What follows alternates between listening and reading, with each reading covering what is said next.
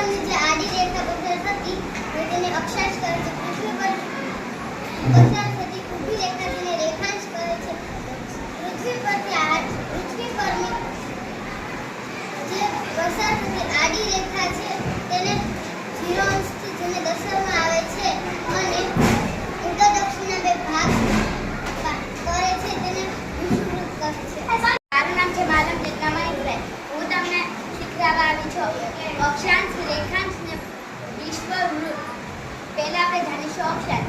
પૃથ્વી પરથી પસાર થતી આડી રેખાને અક્ષાંશ કહેવામાં આવે છે.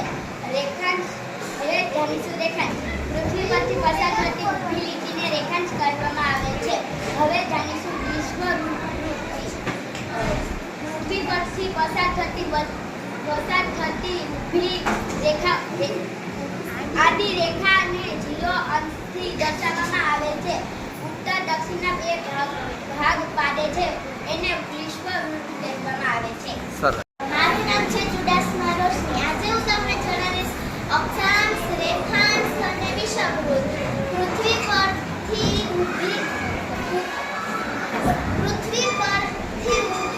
આડી રેખાઓને રેખાંશ અક્ષાંશ કહેવામાં આવે છે. પૃથ્વી પરથી ઊભી રેખાઓને રેખાંશ કહેવામાં આવે છે. પૃથ્વી વચ્ચેથી પસાર થતી આડી રેખાઓને 0 અંશથી દર્શાવવામાં આવે છે અને ઉત્તર દક્ષિણ બંને ભાગ પાડે છે તેમને વિષુવવૃત્ત વિષુવવૃત્ત કહેવામાં આવે છે. હું તમને અક્ષાંશ, રેખાંશ, રેખાંશવૃત્ત અને વિષુવવૃત્ત વિષુવવૃત્ત જણાવીશ.